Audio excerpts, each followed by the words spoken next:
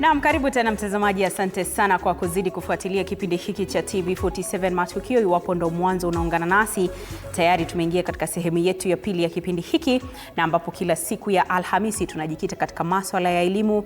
Hii leo tukijadili swala zima la umuhimu wa elimu ya vyuo vya kiufundi, na ambapo mtazamaji, ninao wageni tayari ambao wamejaa hapa studioni na ambao watakuwa kinisaidia katika kuchanganua na kudadavua masuala mazima. Lakini kabla sijawashirikisha au hata kuwatambulisha kwako, tuelekee katika kaunti ya Nakuru ambako mwanahabari mwenza Mike Chalo anazungumza na wananchi kuhusiana na mada yetu hii leo, tukiuliza swali pale mitandaoni na mitaani pia: kwa nini vijana wengi wanapendelea kujiunga na vyuo vya kiufundi ikilinganishwa na vyuo vikuu? Mike Chalo, iwapo unanipata, habari za sasa? Naam, asante sana Kilemi, na kupata kwa njia murwa sana. Habari za huku ziko salama.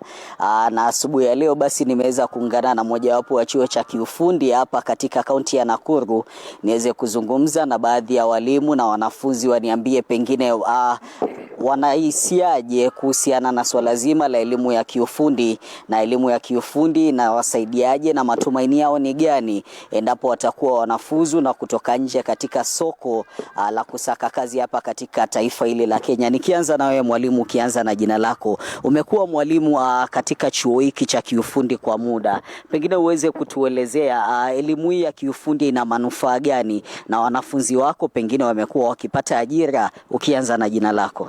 Asante sana mtangazaji. Kwa majina naitwa Bwana Geoffrey Nyasani. Mimi ndio mwalimu mkuu wa chuo hiki cha kiufundi cha Nakuru International College, kiko hapa katika kaunti ya Nakuru. Tuko na furaha sana kwa ujio wenu, kwa sababu swala hili ambalo umetuuliza ni swala ambalo tunaendeleza kichini chini. Hata serikali pia nayo inakipigia upaumbele katika kuinua vipaji na ujuzi katika vijana wetu kuweza kujimudu kikazi na pia kuweza kujenga uchumi wetu. Kwanza kabisa elimu ya kiufundi, ukiangalia chimbuko lake, msingi wake, hapo mbeleni msisitizo mkubwa ulikuwa umewekwa katika elimu ya vyuo vikuu. So kulikuwa na vyuo vikuu hapa nchini Kenya, na wale ambao walionekana kwamba wamehitimu kuelekea vyuo vikuu walionekana kuwa ndio wao wamebarikiwa, wamefaulu zaidi. Lakini hii taasubi imebadilika baadaye, kwa maana wale waajiri na pia mahitaji ya industries iliweza kuhitaji ujuzi maalum ambao hukuonekana kupewa na hivi vyuo vikuu. Ndipo sasa vyuo vya kiufundi vikaanza kuchipuka. Na hapo mbeleni serikali ilikuwa imefanya makosa kidogo kwa kubadilisha vyuo vya kiufundi ambao vilikuwepo pale vikakuwa vyuo vikuu, vimepandishwa hadhi. Baadaye wakaona kwamba tumekosea.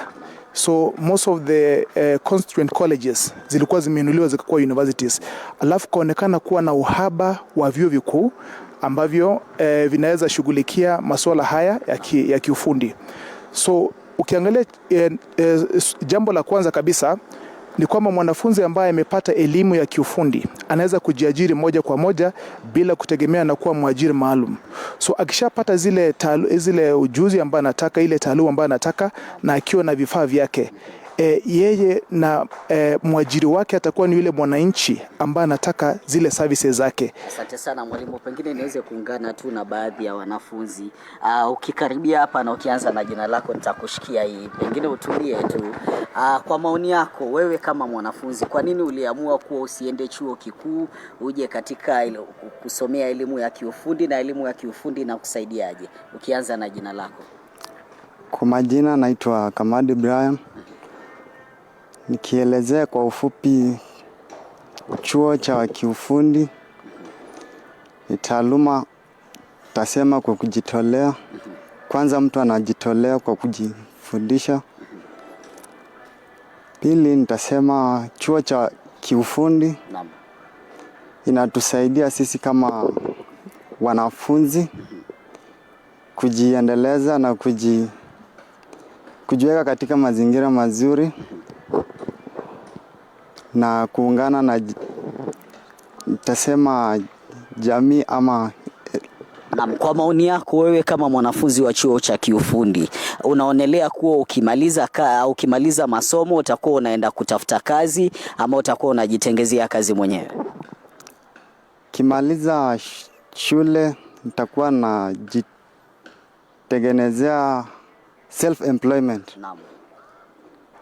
Asante sana. Kilemi ni baadhi tu ya wanafunzi katika chuo hiki, na umeweza kusikia nia yao kuu kuja katika kwamba kusomea elimu ya kiufundi ni kuhakikisha wanapohitimu ni kuweza kutengeza na kubuni zile nafasi za ajira badala ya kuendelea kusaka ajira. Na kama pia mwalimu wao alivyosema, soko limechafuka, ajira imekuwa finyu, na hivyo basi elimu ya vyuo haihitajiki sana. Inayohitajika sasa ni elimu ya kiufundi ili kila mmoja anayehitimu aweze kujitengezea ajira. Kutoka katika kaunti ya Nakuru, kwako studioni Kilemi.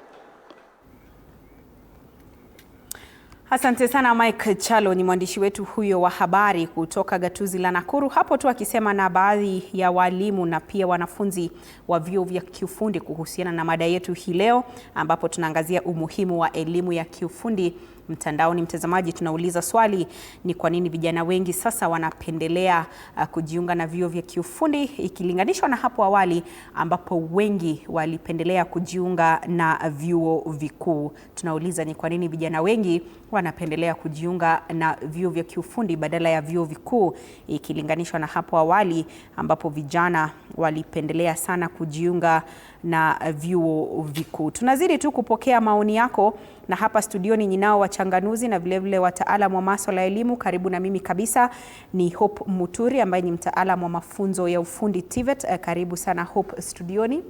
Asante. Ameketi kando yake Gabriel Nyamu ambaye ni mshauri wa maslahi ya wafanyakazi, ukipenda HR consultant. Karibu sana studioni. Asante sana. Na kando yangu hapa ni Samuel Njoroge ambaye ni mwanafunzi wa chuo cha kiufundi Kabete. Karibu sana Samuel studioni. Asante. Na pia tunatarajia kuungana naye James Nyaga, mshauri wa masuala ya elimu na vilevile mtaalamu wa masuala ya elimu katika kutusaidia kudadavua na kuchanganua masuala mazima. Nawe mtazamaji pale nyumbani, una nafasi kuchangia kwenye kipindi kupitia mitandao yetu ya kijamii. Nambari yetu ya WhatsApp iko wazi, tutumie ujumbe mfupi. Bila shaka nitakuwa nikipakua maoni yako muda ukiniruhusu. Pia tutakuwa tukiweka laini zetu wazi ambapo utakuwa unapata nafasi kutupigia simu. Sasa nirejeshe hapa studioni, na nadhani nitakuwa naanza upande huu kwa mwanafunzi wa chuo cha kiufundi. Kuna hilo swali ambalo tumeliweka mtandaoni na pia mitaani kuhusiana na kwa nini vijana wengi wanapenda kujiunga na vyuo vya kiufundi ikilinganishwa na vyuo vikuu. Sasa tukuzungumzie wewe binafsi kama Samuel, mwanafunzi wa chuo cha kiufundi. Tueleze your personal experience. Ulijiunga na Kabete mwaka gani? Ni nini ambacho kilichangia wewe kujiunga na chuo hicho cha kiufundi? Halafu sasa tuweze tu kujenga msingi wa mada hii yetu. Asante. Karibu. Kwanza kabisa, kabla nipatie historia yangu fupi ya vile ambavyo nilijiunga na chuo cha kiufundi cha Kabete, hapo awali kulikuwa na dhana potovu haswa wanafunzi ama watu ambao wanasomea katika vyuo vya kiufundi kwamba ni watu ambao wameanguka mtihani, ni watu ambao wamepotea, yani standard 8 dropout. Kwanza ukisikia kuna mtu anasomea polytechnic, inaleta dhana fulani, yani hata ukiambia mtu, hata saa hizi ukiambia mtu tunasomea International Polytechnic, kitu ya kwanza inakuja kwa akili yake ni kwamba ulimalizia shule darasa la 8 na hivyo sivyo hali ambavyo hivyo wakati huu. Kwa kuwa mimi nilijiunga na shule ya Kabete in 2023, that is in September. And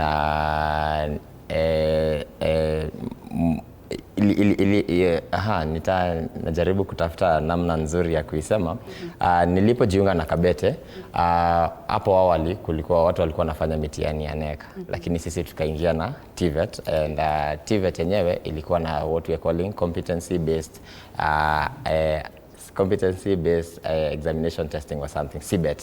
CBET, yeah. So the CBET itself imekuwa nzuri sana hasa kwetu sisi kwa sababu sio trainer centered, ilikuja ikakuwa ni trainee ama learner centered, kwa kuwa unafunzwa vitu ambavyo unaweza fanya na mikono yako.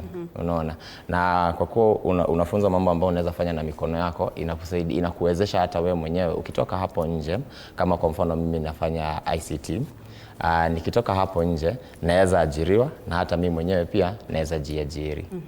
Kwa hivyo nini ambacho kilikuchochea kujiunga na chuo cha kiufundi? basically ni kupata the hands-on skills kwa sababu katika vyuo vya vikuu most of the time unapatanga it is the lecturer centered. Utasomeshwa, utafundishwa, utaelezewa na lazima ukram. Hiyo ndio nilikuwa natafuta. Lazima ukram ili uweze kupita mitihani. Lakini ukija katika vyuo vya kiufundi ni wewe unaweza fanya nini. Si ati umeelewa nini, unaweza fanya nini na mikono yako. So what have you mastered?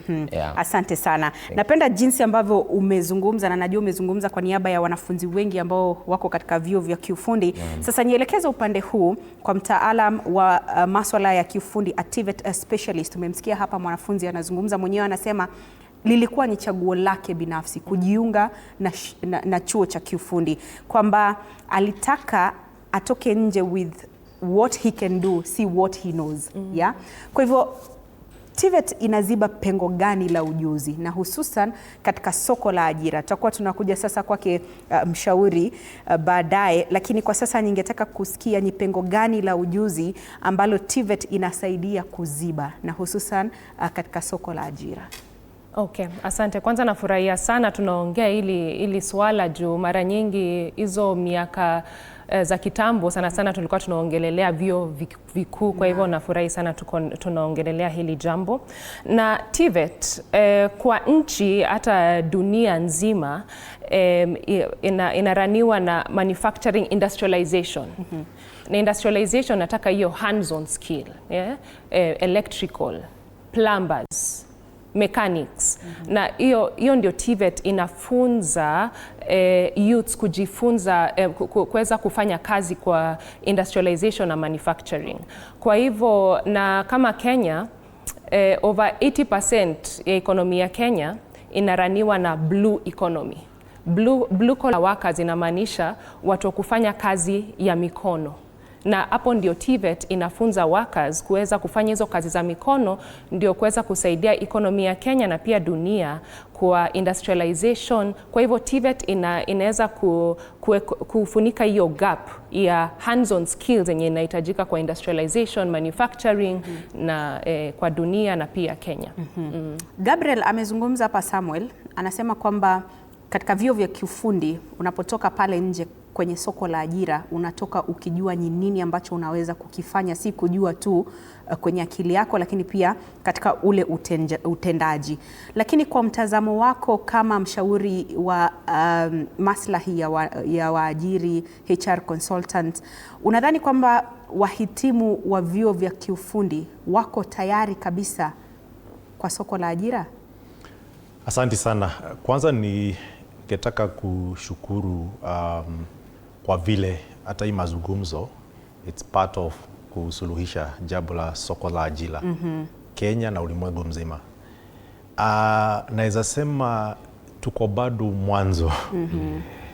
Maana tunaliita soko la ajira, na kwa soko nini nafanya kitu itwe soko? Kuna demand na kuna supply. Yes. So ili soko iwe imebalance vizuri, at least chenye kinahitajika kwa soko ndicho shule zetu, universities, vyuo vikuu zinatoa. Hapo naweza sema bado tuko mbali, lakini the foundation ambayo imewekwa na TVET ningetaka kushukuru sana, maana saa hii kuweza kubadilisha kutoka yule mfumo ambao ulikuwa wa more of qualification based. Na Samuel amezungumza mzuri sana. Watu tu walikuwa na knowledge, sometimes unaitanga intellectual stimulation. So kichwa imejaa a lot of information, lakini kwa ground vitu ni tofauti. Hiyo ndio ilisababisha sana watu kutokuwa na ajira. Now tunasemanga hivi hata kwa wakati wa kuongea mambo ya employment.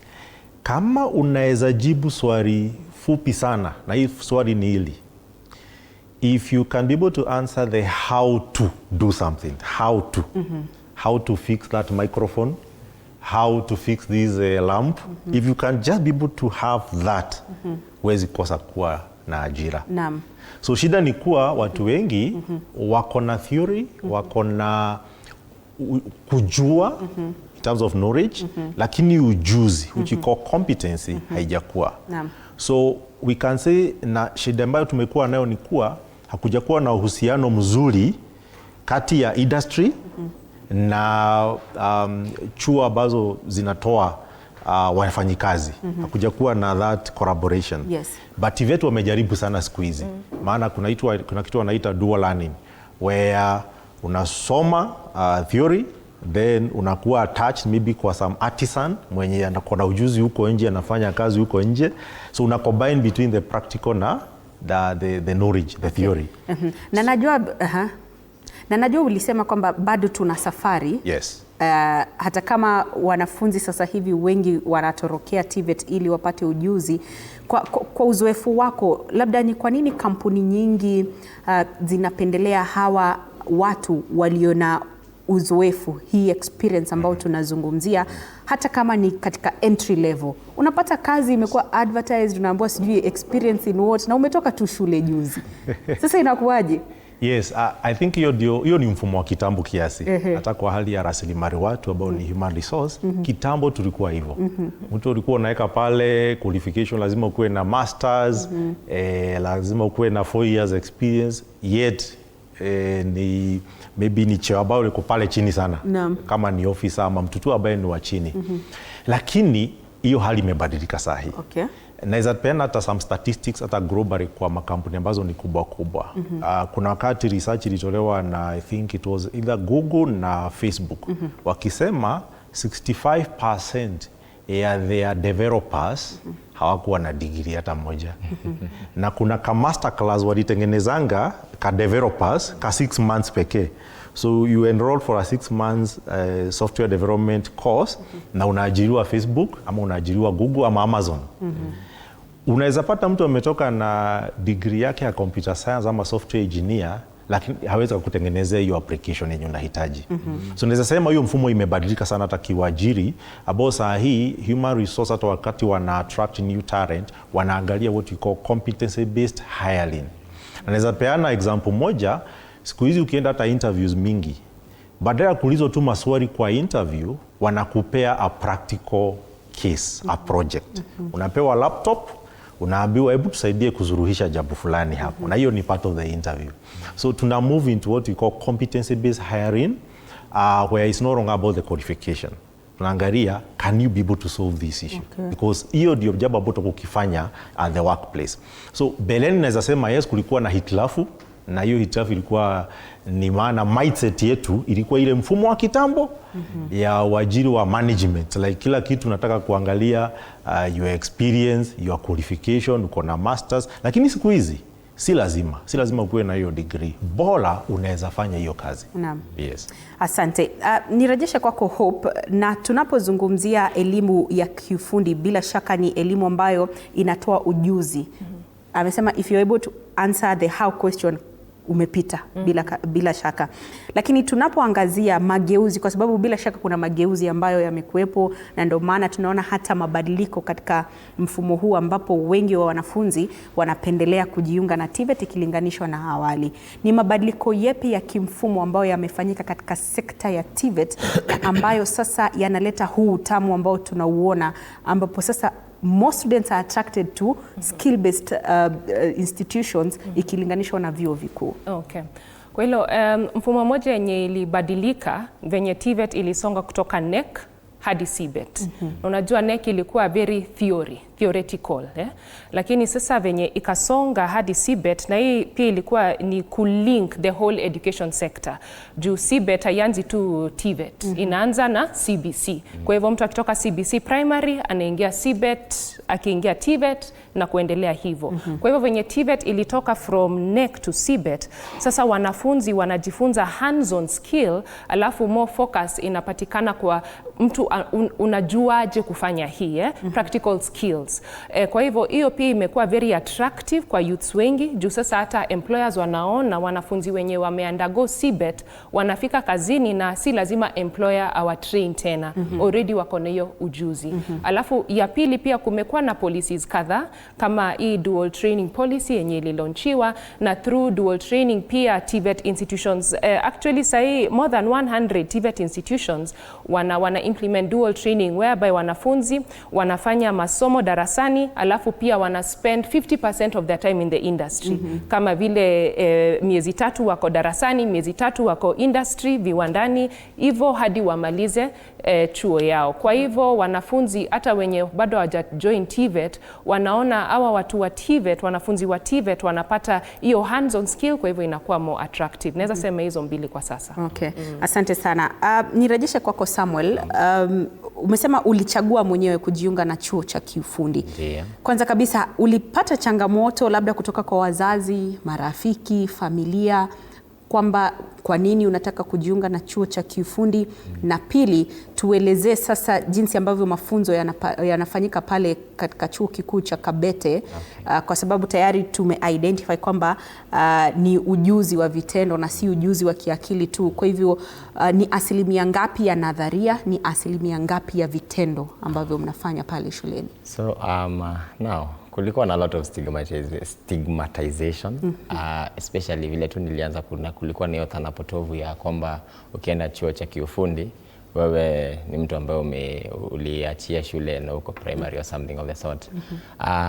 Lakini nilikuwa bold enough, na mimi mwenyewe ndo nilijitafutia shule, nilizunguka nikaenda Thika, nikakuja Kiambu National Polytechnic, alafu mwisho sasa nikakuja Kabete.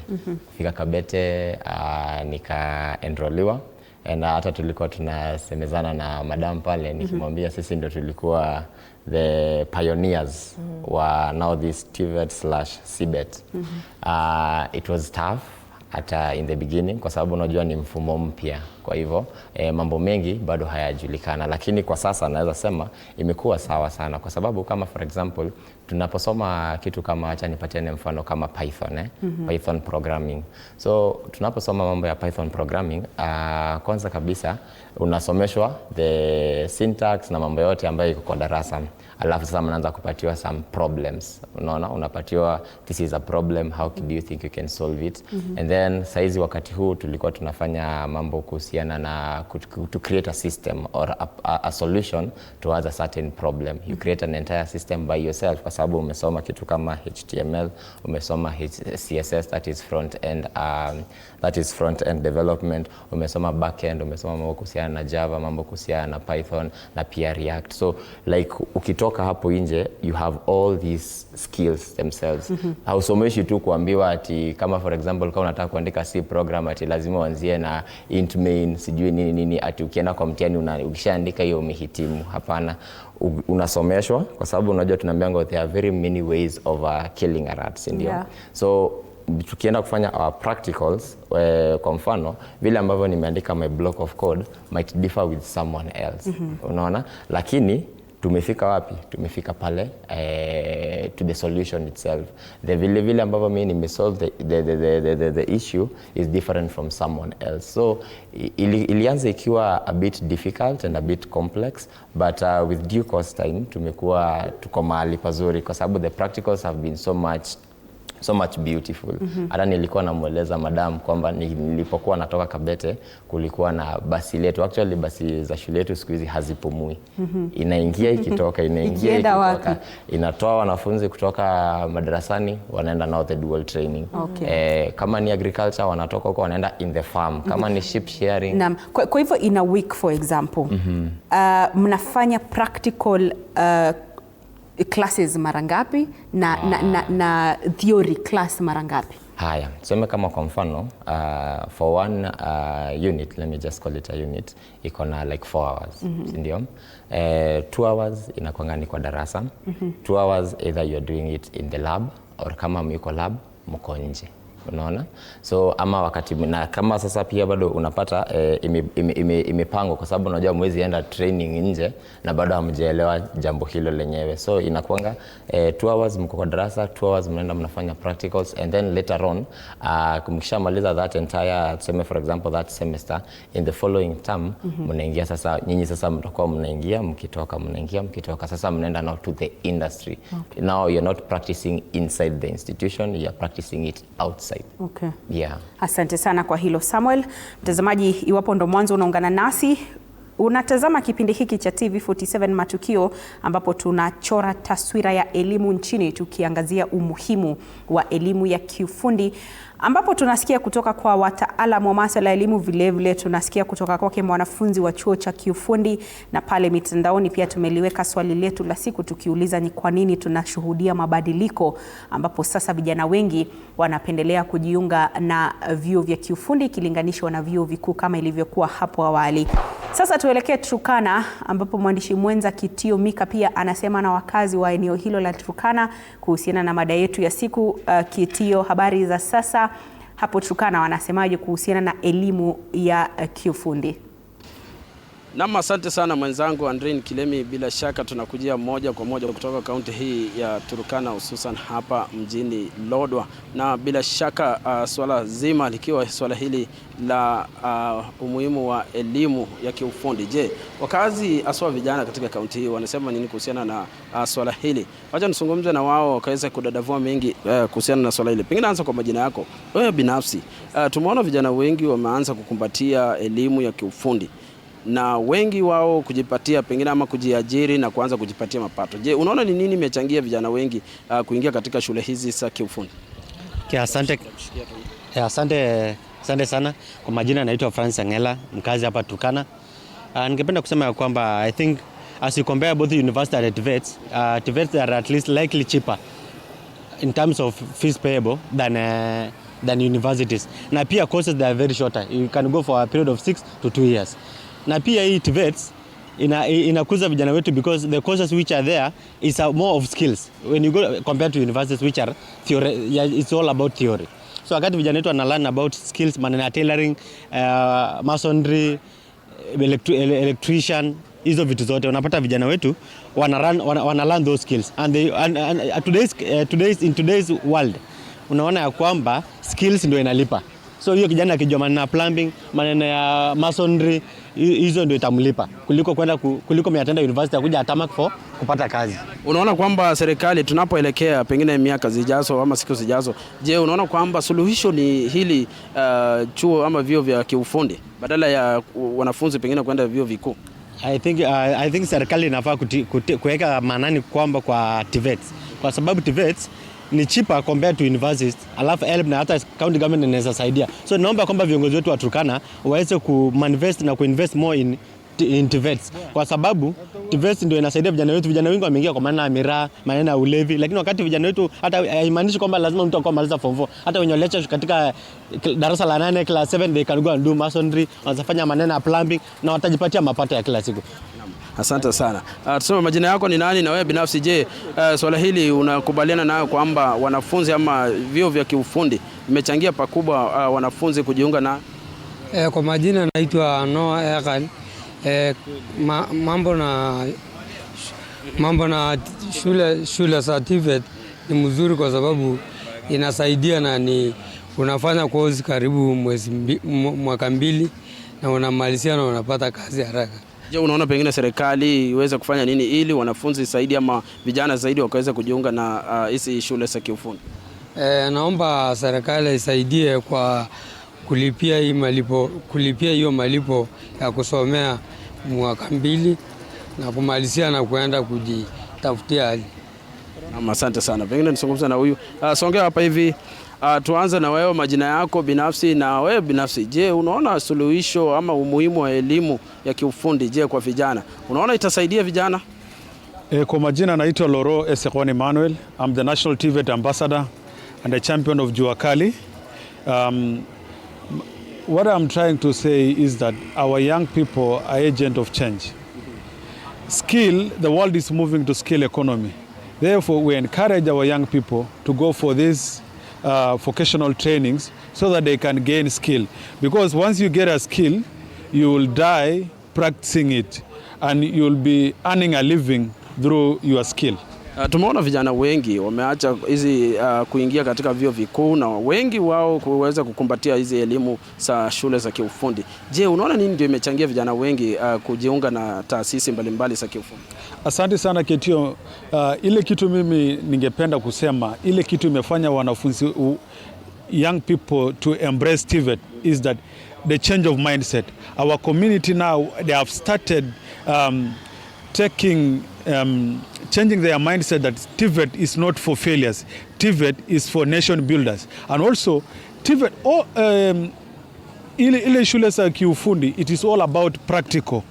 Young people are using their hands to make things work. Pengine serikali inaelekea wapi? Pengine ujumbe wako kwa serikali. Unaona miaka sijazo, je, tutakuwa wapi katika endapo serikali itawekeza zaidi katika swala hili la wanafunzi kujiunga na shule za kiufundi?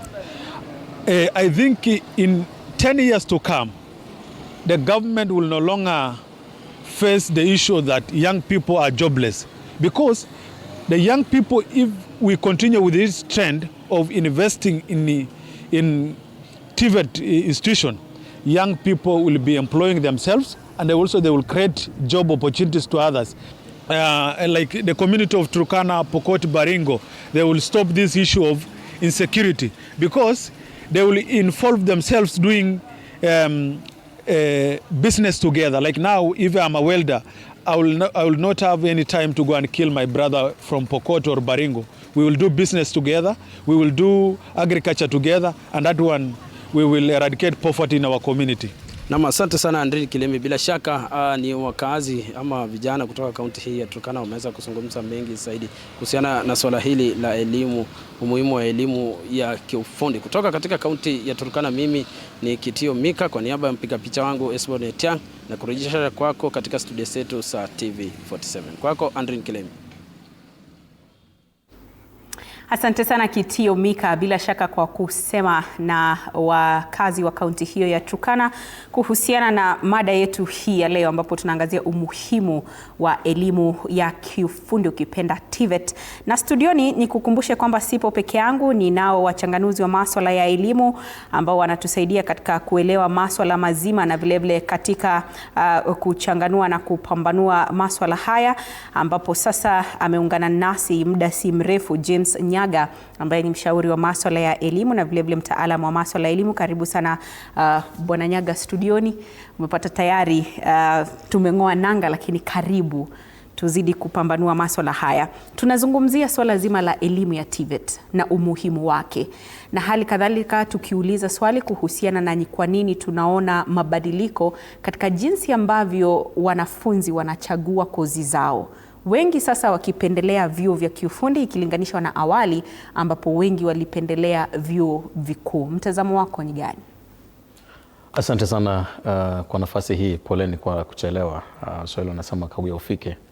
Nimekuwa na swala la dharura, kwa hiyo kabini nichelewe.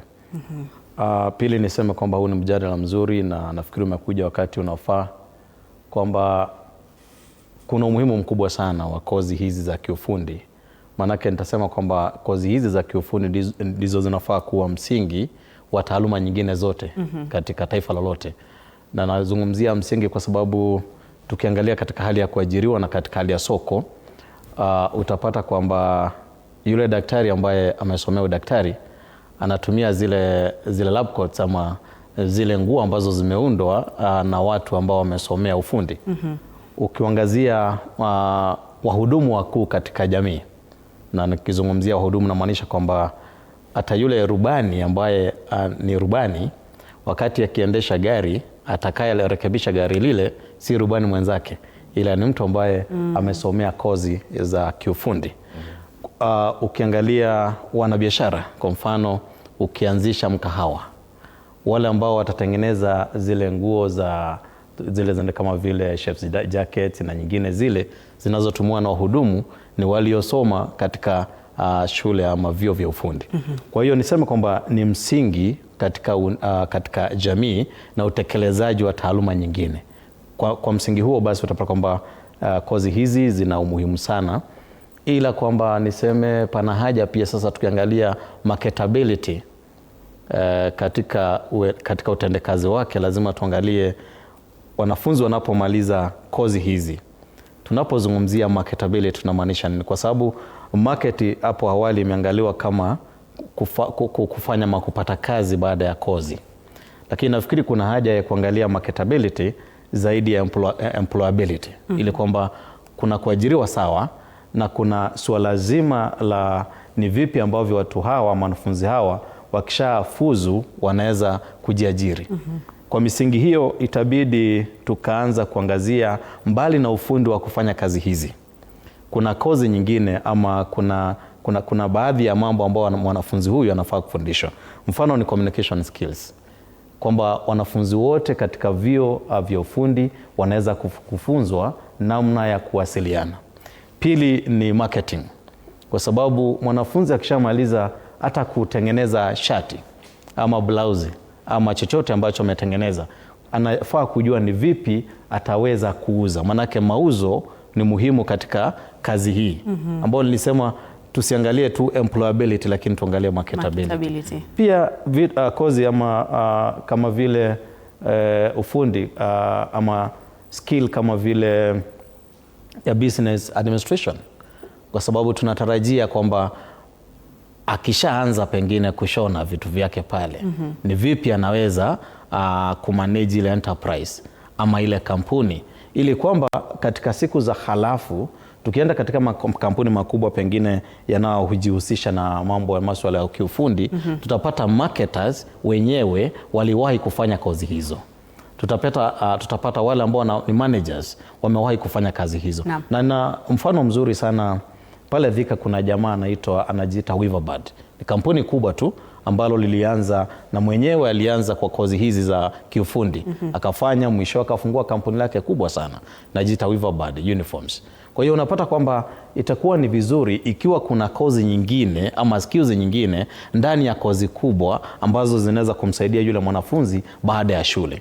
Tusiangalie kuajiriwa tu, tuangalie kujiajiri. Na huku kujiajiri, kozi kama vile entrepreneurship nafikiri ni muhimu sana kwa mwanafunzi yeyote akifuzu kutoka kwenye vyuo vya ufundi au anajua mambo madogo japo kimsingi ya entrepreneurship. Asante. Na napenda sana ulivyozua swala la marketability na employability. Kwa sababu nakumbuka wakati tukifanya mtihani wa kitaifa, wakati wa kuchagua kozi, tunauliza nichague kozi gani?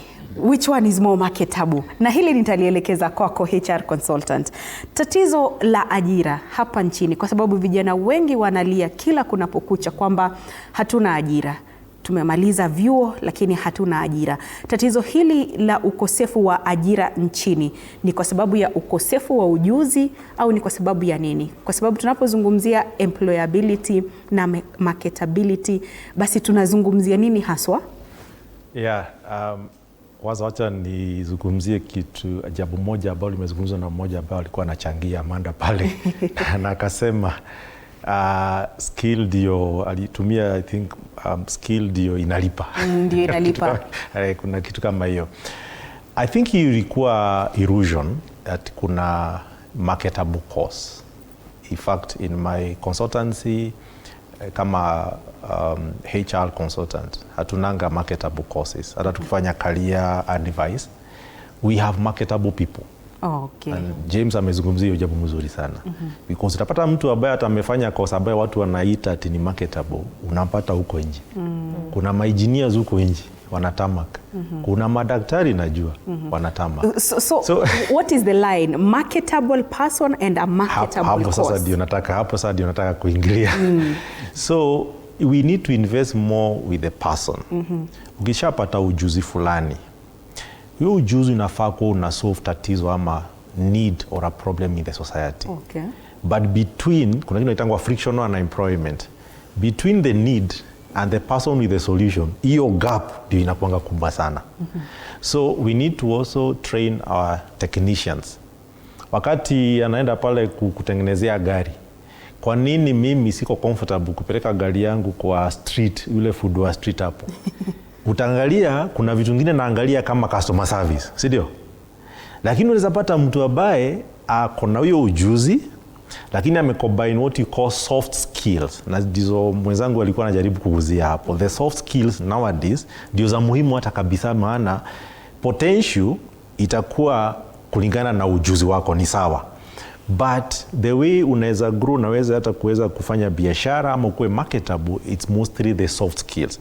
Ninaonanga hata social media watu wanajua kuongea sana, si lazima ati maybe hata ndio uko na ujuzi, lakini uko njio ndio wanatabulika. maana they have an ability to express themselves.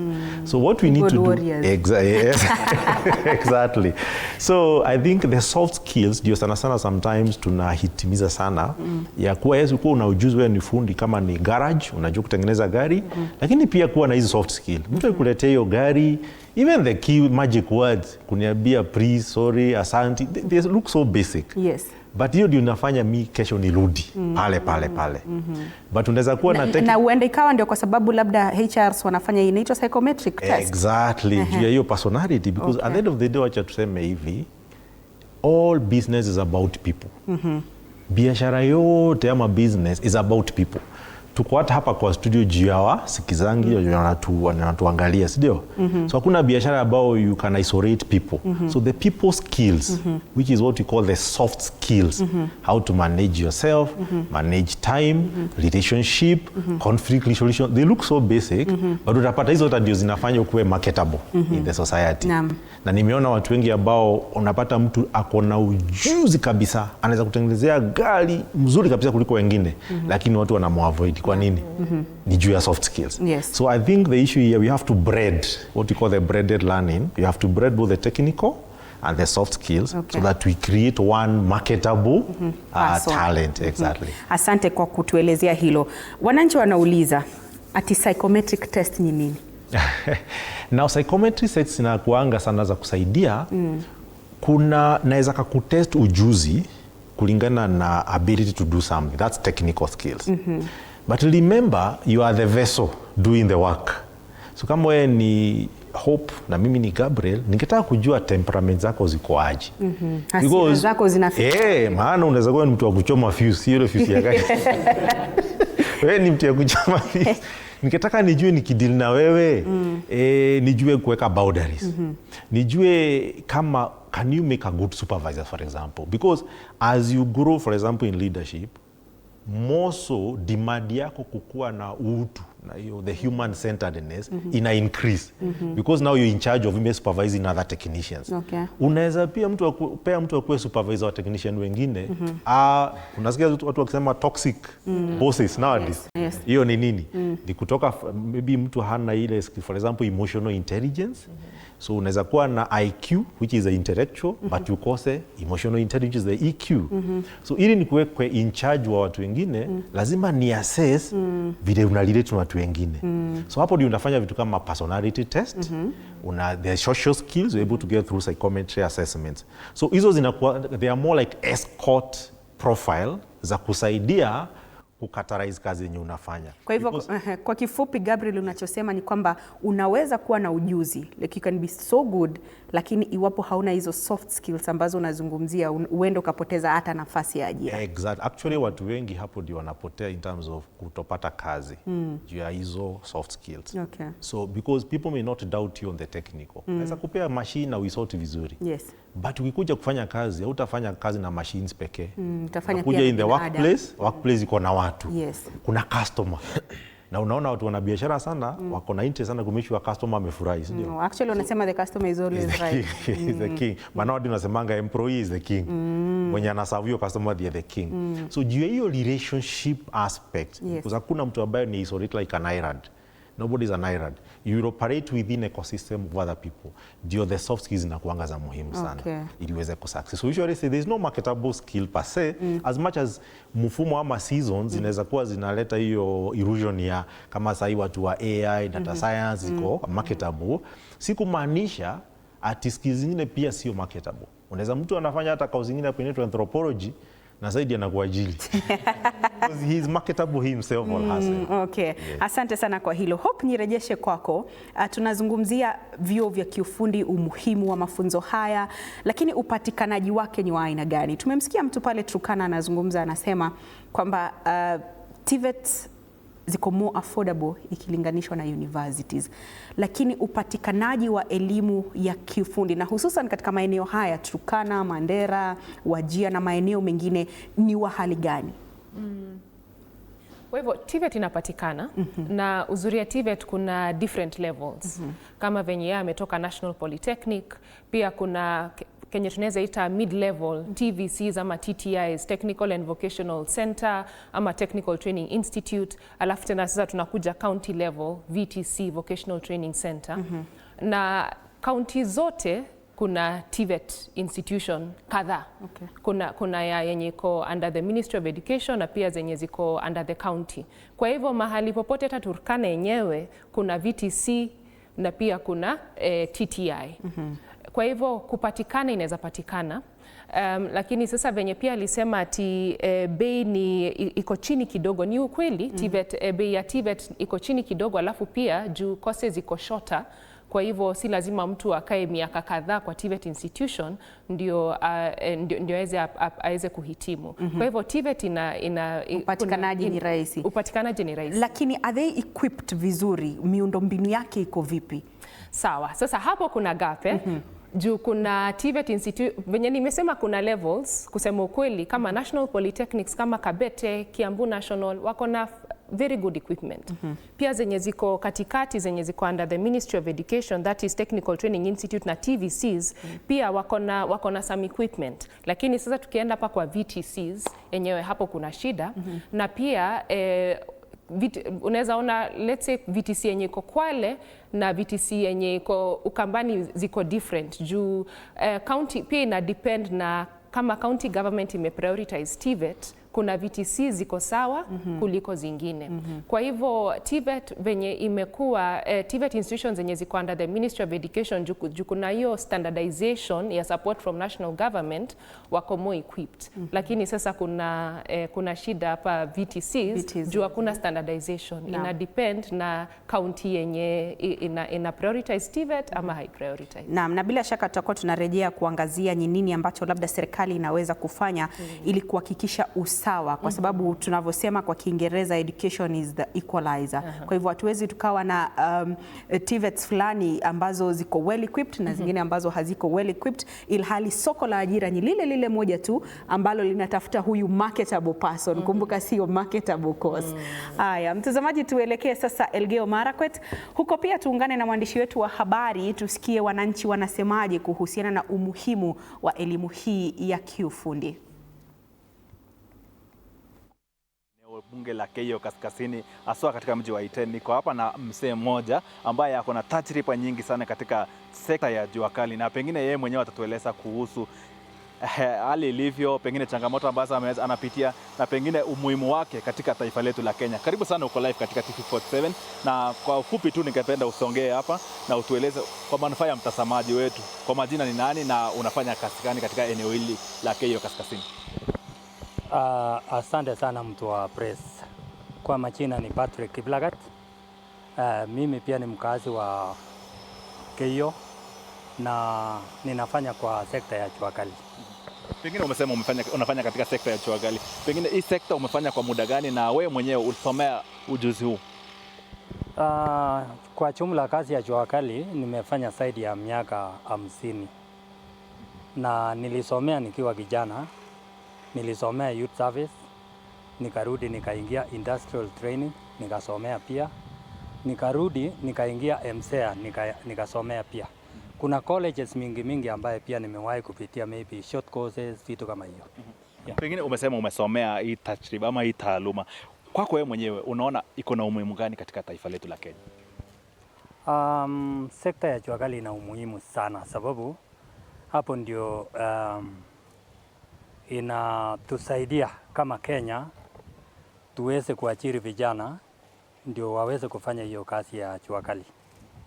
So ile kitu tu maybe ningehimiza vijana ni waweze kujiunga na colleges hizi za TVET ama wherever. Ikiwa unaweza ingia kwa polytechnic ni sawa. Ukiweza kuingia chuo kikuu ni sawa.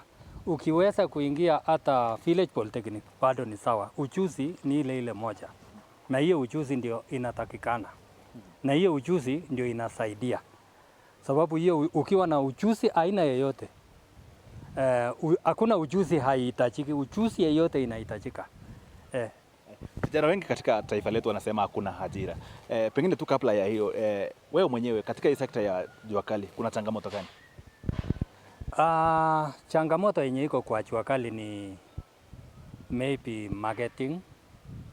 Alafu pia ya pili ni issue ya pesa. Ingekuwa kuna funding ya maybe loan kidogo kidogo ya jua kali, ingekuwa inasaidia sana, sababu hiyo ndio changamoto tu. Maybe changamoto ingine, na hiyo si shida sana. Changamoto ingine, saa hii majua kali zimekuwa mingi sana, lakini tuna suluhisho ya hiyo. Jua kali ikiwa mingi, unaboresha zaidi ile vifaa unafanya ama ile vitu unafanya. Unaweka quality ya juu so that uweze kubeat hiyo demand. Pengine tu kwa ufupi ningependa utueleze kwa manufaa ya mtazamaji wetu, utueleze ni vitu gani unaunda, ni vifaa gani mnaunda katika eneo hili. Wewe mwenyewe umesema ni muhimu, kuna umuhimu ya kusomea katika taaluma hii. Pengine ni nini hasa mnatengeneza katika eneo hili ndio mtazamaji aweze kuwatembelea? Asante sana. Tunatengeneza karibu kila kitu ya chuma. Si welding peke yake tunafanya engineering yote jumla. Hata ukiangalia kama trolley kama hii tumetengenezea tu hapa. Ukiangalia nyuma huko, ile issue ya vijana wanasema hakuna kazi, unaona vijana wanafanya tu kazi, na hiyo ndio kazi inatakikana, sababu ina create a lot of employment. Pengine tu kwa nusu dakika tukimalizia, ningependa utazame hii kamera, uzungumze na yule kijana ambaye ako nyumbani anasema hakuna ajira katika taifa letu. Yeye mwenyewe anatafuta tu ile kazi ya ofisi. Ungependa kumwambia nini? Mimi sikubaliani na mtu yeyote ambaye anasema hakuna kazi. Kazi iko, lakini kazi iko kwa mikono na ujuzi. So miaka ya zamani kidogo maybe mtu angesema nataka tu kazi ya ofisi. Lakini saa hii mambo imebadilika, sababu kazi ya ofisi haipatikani. Ile kazi inapatikana ni kazi ya ujuzi na kazi ya mikono. Ndio. Na kazi iko hiyo haiishi. Asante sana. Yes. Asante sana mzee kwa muda wako. Andrin, huyo ni mzee mmoja tu katika eneo hili ambaye ameweza kutueleza kuhusu ile kazi ambayo anafanya. Yeye mwenyewe amekula chumvi nyingi sana katika sekta hii ya jua kali. Amesema kuwa kazi hipo na vijana tu wajitume na kusoma. Kutoka kwangu Andrin, narekesha kwako. Mimi ni Fabian Kibet. Naam, mtazamaji, kutoka Elgeyo Marakwet tusanzuke hadi Murang'a. Huko pia tupate kusikia maoni ni gani kutoka kwa wakazi na hususan kuhusiana na umuhimu wa elimu ya vyuo vya kiufundi. Tunaungana naye mwandishi wetu wa habari Robert Gakure kwa mengi zaidi. Naam, shukran Andrin Kilemi, moja kwa moja nikiwa katika kaunti ya Murang'a, na hii leo niko katika chuo cha kiufundi cha kitaifa cha Michuki katika eneo bunge la Kangema, ambapo katibu wa TVET Daktari Esther Dhara Mworia anahudhuria uzinduzi wa kongamano la mambo tofauti kama vile ama mambo ya kidijitali. Na hii leo katika mada ya leo tunaangazia kuhusu elimu ya kiufundi, na ningependa kuweza kuwashirikisha wanafunzi ambao wanasoma katika chuo hiki. Simamia hapa, tukianza kwa jina, tuelezee jina lako, tuambie kwa nini wewe umekumbatia elimu ya kiufundi na inakusaidia vipi? Majina yangu ni Michael Ngugi Njagi kutoka the Michuki National Polytechnic. And the reason why I chose to come in a TVET institution, it is because according to the rate of unemployment in our nation, inaonekana in most of the professional areas or katika zile eneo ambazo kunahitajika madaktari, kunahitajika watu wako na degrees, ni kana kwamba kumejaa. Kwa hivyo kulingana na hali ilivyo katika nchi yetu, inaonekana kunahitajika technical skills, maana ndipo kuna a lot of opportunities that, and we are sure once we are in TVET institutions hatutakosa kazi. Asante sana. Niweze kumshirikisha mwanafunzi mwingine. Simamia hapa, tuanze kwa jina, tuambie kwa nini vijana wengi wanapendelea kuenda shule za TVET ama vyuo vya kiufundi ila si vyuo vikuu ama university? Okay. Kwa majina ni Esther Njogu na mimi ni mwanafunzi hapa katika Michuki National Polytechnic, na advantage moja yenye najua ya TVET institutions ni kwa sababu kuna masomo ya TVET compared na chuo kikuu ni ya mikono. unapata mtu anaweza kujiajiri, unapata mtu anapata ile experience yenye inahitajika. Na vile tunajua sasa hii job opportunities are somehow limited. So unapata ukisomea TVET institutions unaweza kupata hizo skills na unaweza kujiajiri. Pengine unaona hii itasaidia kuondoa ukosefu wa ajira kwa vijana haswa hapa nchini? Naam, itasaidia sana kwa sababu one thing is that when you have your own skills, something you can do for yourself, mostly you can, self-employment is there, it can help, actually it helps, and that's where tunapatanga entrepreneurs na business people. Asante sana. Niweze kumalizia na mwanafunzi wa mwisho, tuanze kwa jina, tuelezee wewe, kulingana na wewe, umuhimu wa elimu ya kiufundi ni upi? Kwa majina ni Caleb Mwangi, mwanafunzi katika taasisi ya Michuki National Polytechnic. The advantage of a technical institution, of a university institution, here in the National Polytechnic, we are instilled with the technical skills which offer self-employment and reduces the rates of unemployment, and thus it goes hand in hand with the Vision 2030, and technical skills are much needed even in the government project, such as the affordable housing that is being implemented by the current government. So technical skills offer even confidence, because katika masomo ya sekondari, mtihani wa kitaifa, kitambo kulikuwa na dhana kuwa mwanafunzi ambaye ameanguka kuwa hawezi, hakuna masomo ambaye anaweza endeleza, lakini kwa sasa kwa kuinua shule za polytechnic kumekuwa na higher employment and confidence among the youth. Asanteni sana.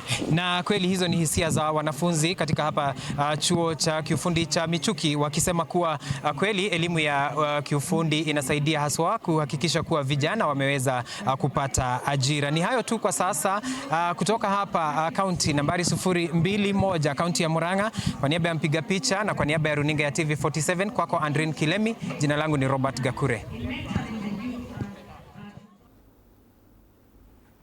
Naam, asante sana Robert Gakure, mwandishi wetu wa habari huyo kutoka gatuzi la Murang'a, ambapo mtazamaji anahudhuria hafla kutoka chuo cha kiufundi cha kitaifa cha Michuki, na wanafunzi hapa wanazungumza na wakisema kwamba walichagua kozi za kiufundi ili waweze kujipatia nafasi zaidi za ajira. Na hapa studioni tunaye mwanafunzi wa chuo cha kiufundi kutoka chuo kikuu cha Kabete, Samuel.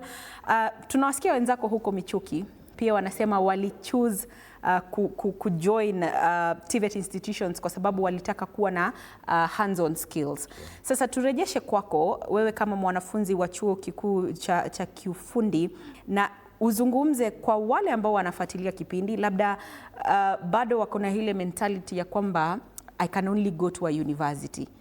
Ungewaambia nini? So far, ni kipi ambacho kimekupendeza tangia 2023 ulipo enroll in a TVET institution hadi sasa unaondoka, unasema you have classes whereby mnaenda theory siku fulani na wakati mwingine mnaenda practical. So far, unadhani kwamba umejifunza nini hata unaposubiria kuingia katika soko la ajira? Wacha nianze na encouragement, hiyo. Kwa yote ambaye anatazama na ni mwanafunzi ambaye amemaliza shule ya upili, ni sawa kama unataka kwenda chuo kikuu, but you will be guaranteed having papers, lakini you will not be guaranteed having the skills. Ukuja katika TVET, umesema vizuri, nilidhani utasema you'll not be guaranteed having the job. Yeah, you'll be guaranteed not having the skills. And number two, mimi kama Samuel, I know I have a very higher ceiling, I would say that, kwa sababu skills ambazo niko nazo, pia ningependa hata kuongezea, apart from sasa hii kusomea mambo ya ICT and everything, I'm also an MC, product from Kabete. Wakati ambapo kuna any event inafanyika shuleni, huwa wananihusisha sana, na hata pia ningependa hata pia kuwakaribisha. Tutakuwa na graduation, that will be tomorrow. I am among the graduates and also the MC of the same day. Unafanya kozi gani? Umekuwa kusomea kozi ICT level 6. So one, there are opportunities out there. You can create your own. And then number 2, pia bado unaweza pata employment pale nje. And be rest assured that wale ambao our employers who are out there, si ambao tunakuja, we are 2,555 ambao tunakuja to the job market. Be rest assured ukitu employ hatutawaangusha. Na wale ambao wanataka kutujiunga na sisi pia bado, be rest assured that ukiingia in any, be it a TVC, a VTC, or a TTI, or a National Polytechnic, you will not regret even for a single moment, because utasoma kwa darasa the 30%, and then actually even examination is based on kunakuwa na formative assessment and summative assessment.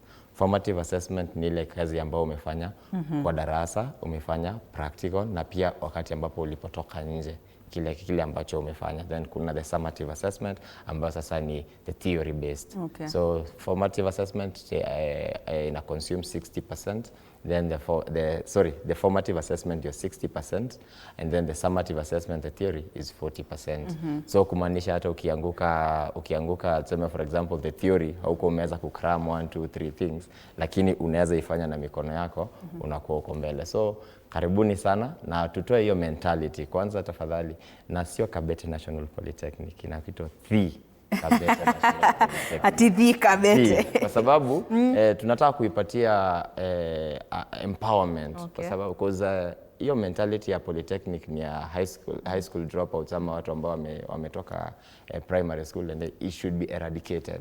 And the fear ya mtu hata yani akuwe a bit confident akisema nasomea the Kabete National Polytechnic. Unajua sasa waangaliangi ya Kabete National wanamalizana na jina uko polytechnic. And of which it's not good. Naam, Nilikuwa na jambo la kuongezea. Kwamba katika jamii na katika kazi yote ile kunafaa kuwa na checks and balances.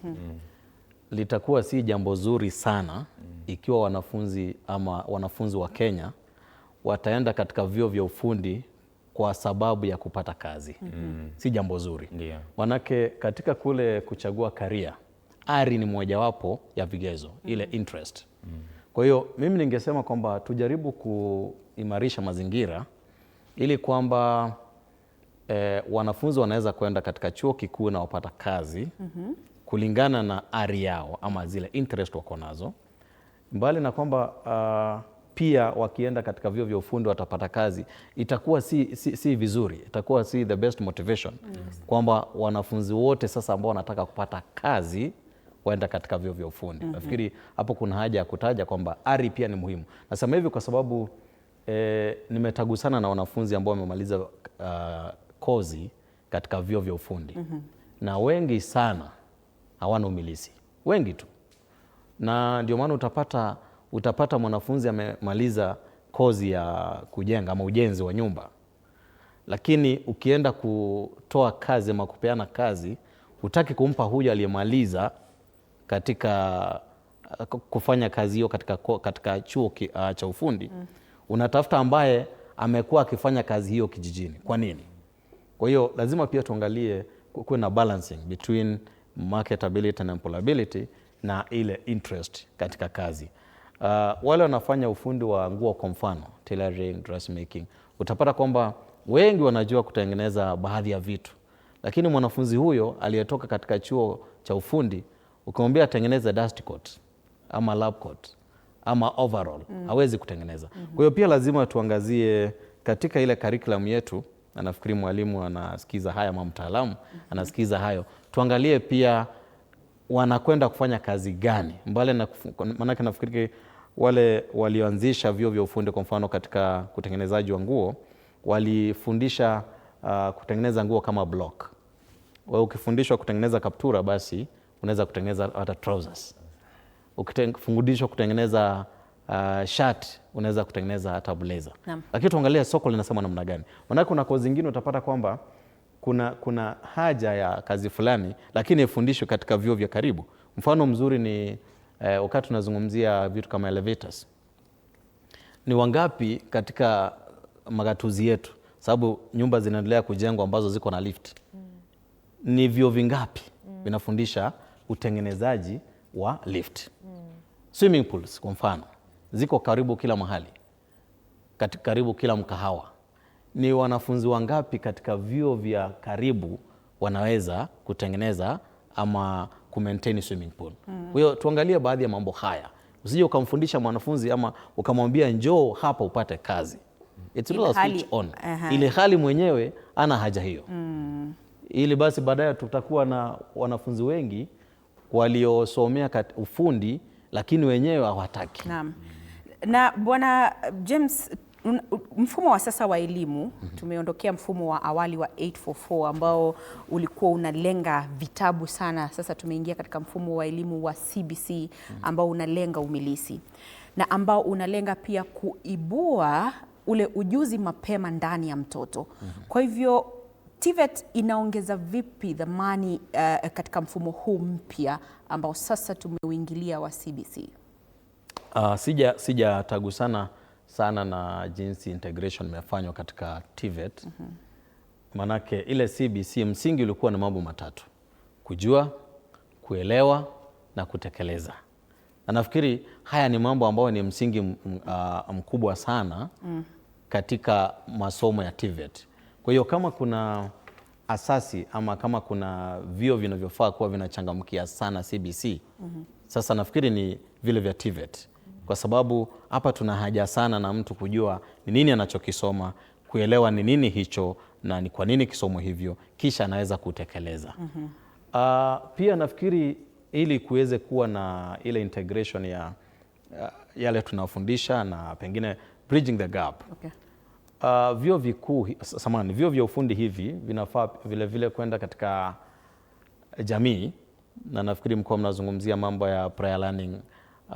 Sasa itakuwa ni vizuri zaidi vyuo hivi vikuu kama badala ya kwenda kutafuta watu ambao wako garage na kuwapatia vyeti, inaweza kuwa bora zaidi ikiwa badala ya kufanya hivyo wanaweza kuwatafuta watu ambao pengine huenda hawako shuleni lakini wamejaribu kufanya vitu, wako garage pale anajaribu na ana uwezo wa kurudi shuleni, wakamchukua huyo wakatumia naye muda mfupi katika vyuo vya ufundi na akaweza kutoka na cheti, badala ya kwenda tu kuwatafuta watu ambao pengine alijua kushona nguo kupitia nyanya ama babu yake, alafu anakuja naompa cheti baada pengine mafunzo ya wiki 2 ama 3.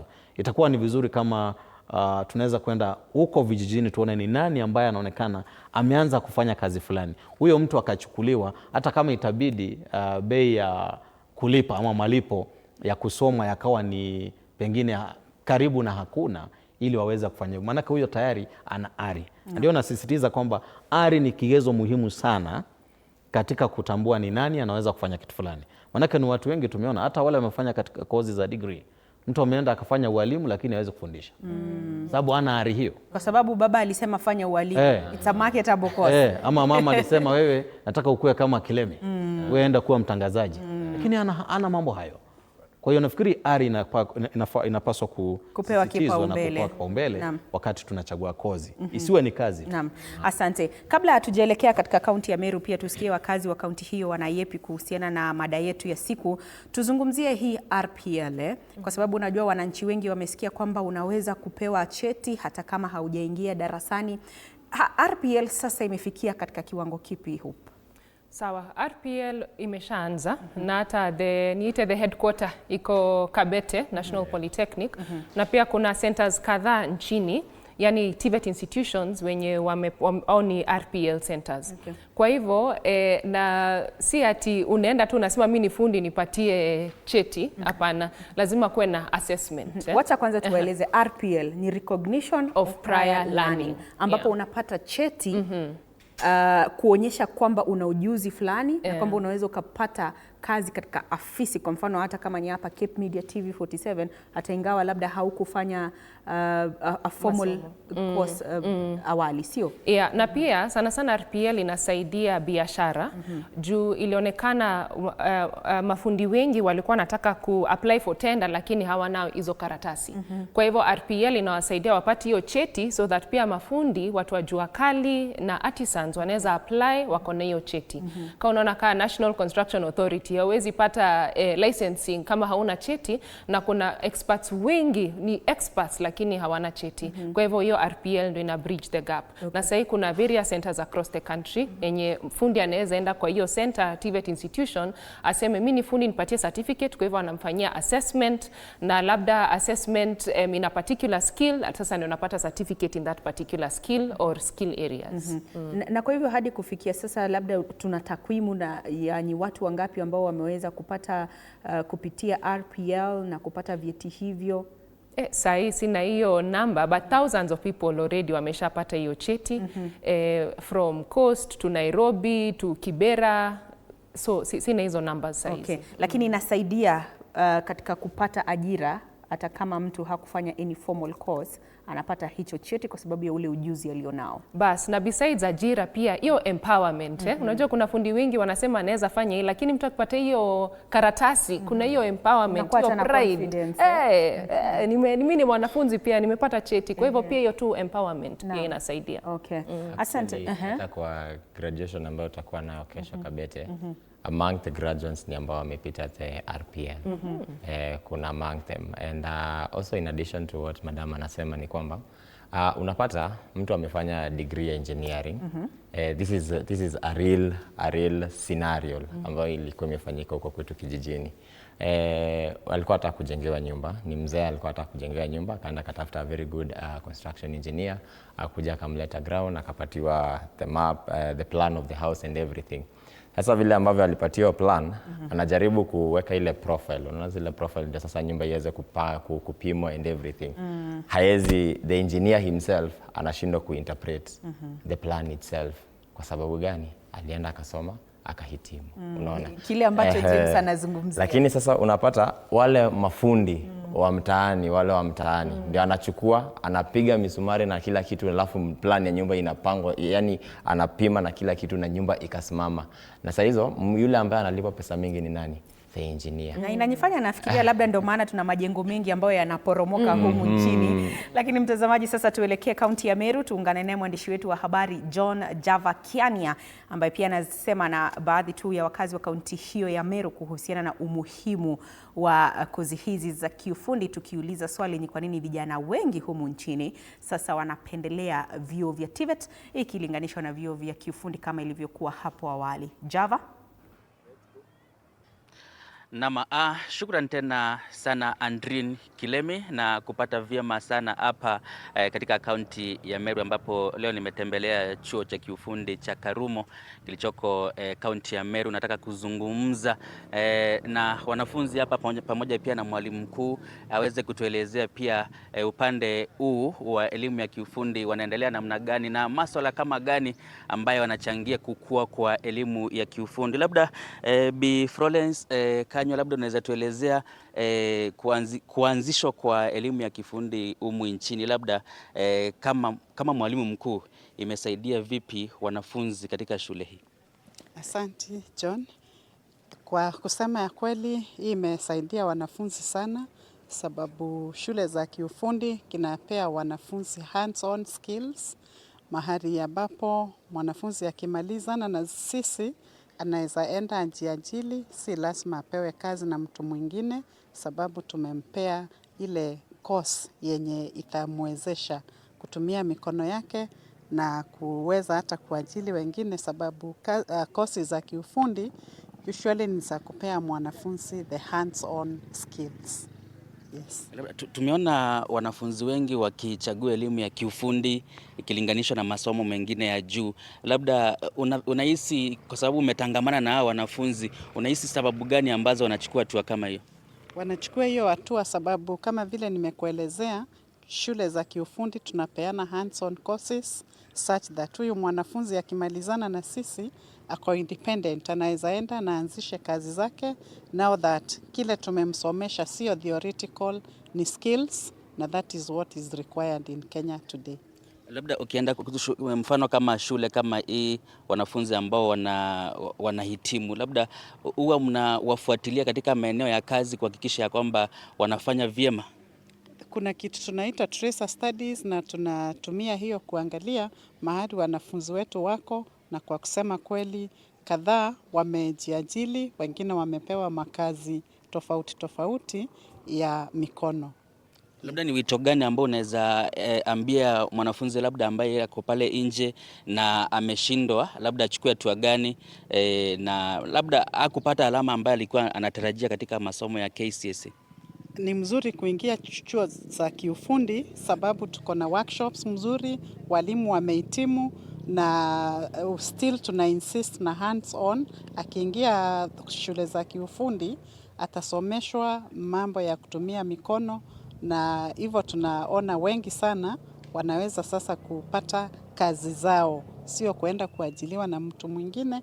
Kama vile mnajua hakuna kazi mingi sana siku hizi, lakini mtu akiwa na skills unaweza hata enda kwa village, fungua workshop and you work for your people, and that's also a source of earning a living. Shukran tena sana mwalimu mkuu. Labda nitazungumza na mwalimu hapa, utuelezee labda upande wako kutangamana na wanafunzi kama hawa na kuwafunza, labda umeona wakichukulia elimu hii namna gani? Kwa sasa kwa ile education system iko kwa sasa, wanafunzi wanaifurahia sana kwa sababu hawakuji kupewa zile stories River Nile ikaenda hivi, wanakuja tuwapatie the right thing, ile kitu amekujia hapa. Kwa mfano mtu amekuja kufunzwa mambo ya kuweka stima. Akija hapa Karumo tunamfunza kuweka stima. Hizo skill ndio tunampatia, na akitoka hapa anatoka akiwa ni mtu akona hiyo skill ambayo inahitajika. So akienda pale nyumbani anaenda ni mtu amefurahia kwa sababu haendi na theory mingi, tunampatia more of practical kwa sababu we are based on skill based. Yes. Labda ukiangalia wanafunzi ambao wanahitimu vyuo vingine vya juu na wale ambao wanahitimu kwa vyuo vya kiufundi, labda upatikanaji wa kazi, labda unaweza angalia hii kwa njia namna gani? Wajua kwa technicals mostly tuna offer zile levels za chini kutoka diploma na certificates na hizo zingine. Na hizo ndio zinahitajika huko kwa ground. Kwa sababu hao ndio watu wameinteract na zile vitu wanaenda kupata pale kwa industry. So wako na ile ujuzi ambayo inahitajika pale kwa kampuni. Unaona kuna mtu ataenda pale na degree yake, lakini mtu mwingine akuja na diploma kutoka kwa hizi technicals, ikuwe huyu mtu ndiye akona uelendi zaidi ya ule mtu mwenye ametoka university, kwa sababu ule mtu hajatangamana sana na zile vifaa maybe kama machines zile amekuwa akioperate. Wengine wanaziona tu kwa vitabu huko, lakini hapa anafundishwa na kile kitu ambacho anaenda kupata pale kwa ground. So vitu kwa ground na hapa zinaendana, so inakuwa ni tunapeana wanafunzi wale wako sharp na wale wanafunzi ambao wanahitajika pale na wanaenda kusaidia pale kwa sababu wako na ile the right skill yenye inahitajika pale ground. Na asante sana mwalimu. Labda mwanafunzi, tukimalizia dakika moja, tuelezee unafanya kosi gani na labda masomo imekuwa namna gani na matarajio yako ni gani? Nafanya plumbing, masomo iko sawa. Moso hapa Karumo tunapewa skills zenye tunaweza tukitoka huko nje tunaweza zitumia. Juu kulingana na venye Kenya iko, mostly watu wenye wanasomea technicals ndio wanapata kazi kuliko watu wenye wamesomea universities. Labda mbona ukaamua kufanya hiyo course? Course kufanya plumbing was my opinion na ni kitu napenda kwa roho yangu na ni kitu nimeinteract nayo hadi huko nje. Shukrani tena sana. Hao ni washikadau wa elimu. Hapa nipo katika chuo cha Karumo ambacho kilicho katika kaunti ya Meru. Wametoa hisia zao kuhusiana pia na mfumo huu wa elimu ambao unakusudia kuhakikisha ya kwamba wanafunzi ambao wanamaliza kidato cha 4 wanajiunga na shule kama hizi ili kuboresha maisha yao katika siku za usoni. Kutoka hapa kaunti ya Meru sina la ziada. Jina langu ni John Java Kiania. Tarejesha kwako Andrin kwa mengi zaidi. Asante sana John Java Kiania, mwandishi wetu wa habari kutoka kaunti ya Meru, hapo akisema na wadau wa elimu na washikadau wengine katika sekta ya kiufundi kuhusiana na umuhimu wa elimu hii ya kiufundi humu nchini. Mitandaoni, mtazamaji, tumeuliza swali, na swali letu la siku ni kwa nini vijana wengi wanapendelea kujiunga na kozi za kiufundi ikilinganishwa na awali ambapo vijana wengi walipendelea kujiunga na vyuo vikuu. Unasema nasi kupitia mitandao yetu ya mitandao yetu ambapo Facebook ni TV47 Kenya, YouTube tuko live ni TV47 Kenya, na kwenye nambari yetu ya WhatsApp unazidi kututumia jumbe. Namuona Lagoa Lokwe anasema vyuo anuai wanapata tajriba na kazi kwa mafunzo ya kufanya ama ile practicals. Pia ni rahisi sana kupata kazi za mikono sasa hivi kuliko kazi zingine kama zile za white collar jobs. Huyo ni Logoa kwenye mtandao wa Facebook. Holy Smoke anasema ni kukosa karo.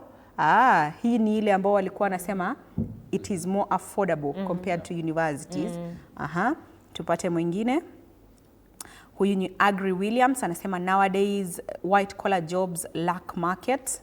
Nowadays white collar jobs lack market. Huyu ni Agri Williams kwenye mtandao wa Facebook. Faith Wanjiko anasema TVET courses are shorter and cheaper, so vijana wanaweza kuanza kazi mapema kuliko kungoja miaka mingi chuo kikuu. Kwa hivyo hapa ni ile area alikuwa anazungumzia kwamba naingia TVET kwa sababu nitapata kazi haraka. Brian Otieno, watu wengi wanaona ujuzi wa mikono unalipa zaidi siku hizi, especially kwa biashara binafsi na kujiajiri. Kauli ni ile ile. Huyo ni Brian Otieno kwenye mtandao wa Facebook. Kwenye nambari yetu ya WhatsApp namuona hapa Major General anasema TVET has good practical skills which guides an individual when doing practical work. Huyo ni Major General. Huyu ni anaitwa nani? Chepkemoi anasema tuned in. Njoroge Kaimenyi anasema mimi ni mechanic, I am tuned in following from Thika Juakali. Asante sana Kaimenyi kwa kufuatilia kipindi. Mtazamaji, kwa sababu ya muda sasa nitakuwa nikiwaruhusu wageni wangu kauli zao za mwisho. Labda tuanze nawe James kwa sekunde moja kwa sababu naelezo tumepoteza muda kidogo. Nitasema kwamba ili tuweze kuwa na soko zuri zaidi, mafundisho hayatakuwa yametosha. Kuna haja ya kuangalia namna ya kupunguza gharama ya kuanza biashara. Ndio tuwe na vitu kama vile tax holidays kwa vijana ambao wanamaliza kusoma ama wanamaliza kozi za kiufundi. Pili niseme kwamba kuna haja wakati tunachagua zile kozi tuangalie pia kama tuna ari. Na mwisho ambako nimetoka Tharaka Nithi wamenishinikiza sana. Naomba msamaha kwa sababu Chief Justice Emeritus aliwahi kufukuzwa siku 2 zimepita kisiasa. Na watu wa Tharaka wakaniambia au walikuwa ni vijana walevi waliolipwa, ulikuwa si msimamo ya watu wa Tharaka. Naam. Haya, naelezo muda wetu umekatika sana. Ningependa kila mmoja aseme lakini sina la ziada. Mtazamaji, nitakomea hapo kwa sasa. Nimekuwa wako Andrine Kilemi. Mwendo wa saa 7 juu ya alama takuwa narejea papa hapa kwa taarifa zetu za TV47 Matukio awamu hii ya saa 7. Kwaheri kwa sasa.